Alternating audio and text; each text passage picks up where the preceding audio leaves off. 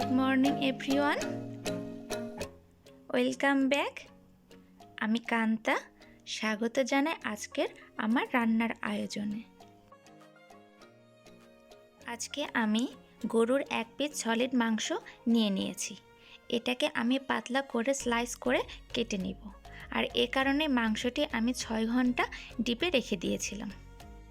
মাংসটি যেন পাতলা করে স্লাইস করতে আমার সুবিধা হয়। আমরা সাধারণত একটু বেটার কিছু রান্না করার চেষ্টা করে থাকি। অনেক সময় মনে হয় অন্যদের মতোই গতানুগতিক রান্নাটা সকলের দৃষ্টি আকর্ষণের জন্য আমরা বিভিন্ন রাজা বাদশার নামে টাইটেল দেই, শাহী সুলতান লাগিয়ে দেই, আর এতে করে আমরা পরাধীন হয়ে যাচ্ছি। আসুন নিজেদের রান্নার নাম আজ নিজেরাই দিই।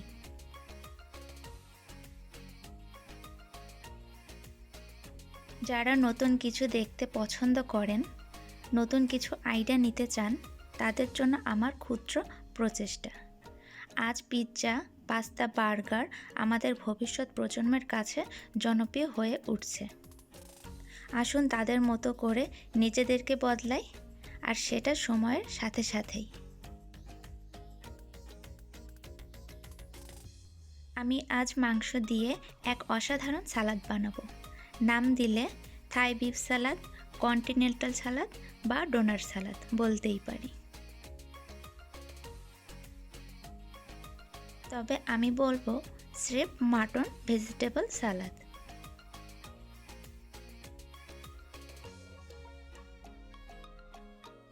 হলুদ গুঁড়া, শুকনো মরিচ গুঁড়া বাদে বাকি সব মশলা দিয়ে সাধারণত মাংস যেভাবে রান্না করে সেভাবেই রান্না করব।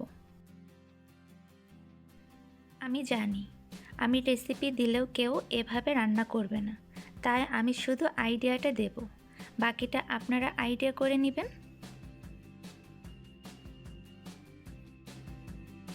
যারা নতুন সংসার শুরু করেছেন তাদের জন্য আমার আজকের আইডিয়াটা দারুণ হবে।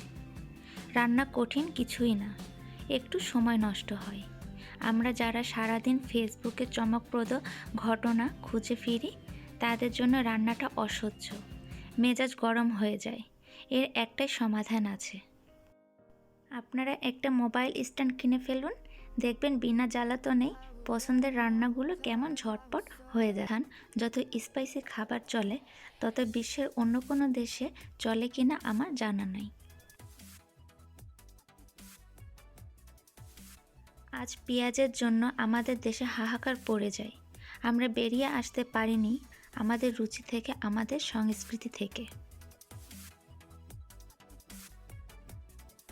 আসুন সবাই ডিজিটাল দেশ গড়তে আমরা খাওয়াতেও ডিজিটাল চেঞ্জ আনি।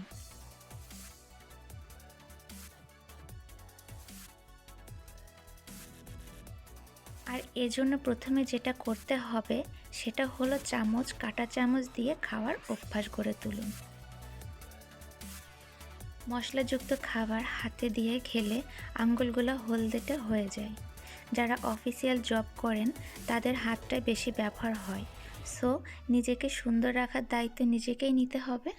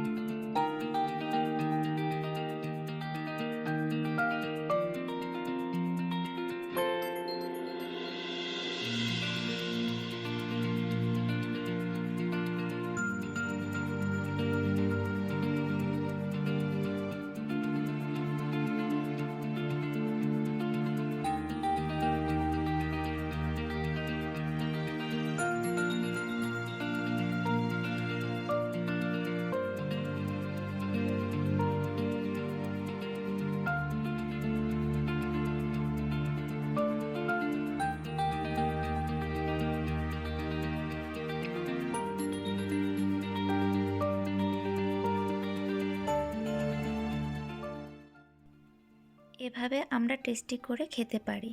আবার যদি ওই পুরাতন স্বাদে ফিরে যেতে চাই, তাহলে বাকিটুকু দেখতে আমার সাথেই থাকুন।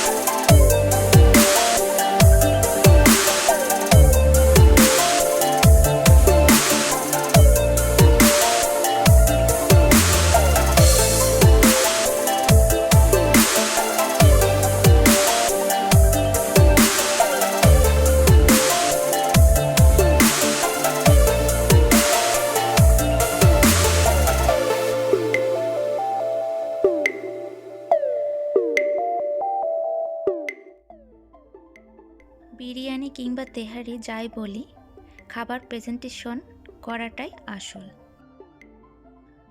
একই খাবার হানিমুনে বালিতে যেয়ে খান, তার এক ভ্যালু, আর যদি সদরঘাটে যেয়ে খান, তার আরেক ভ্যালু। রুচি পাল্টায় স্থানের উপর, আর কোথায় কি খাবেন সেটা নির্ভর করে কি খাবেন তার উপর। সো খাবার পরিবেশ ভালো রাখুন, তৃপ্তি সহকারে খেতে পারবেন।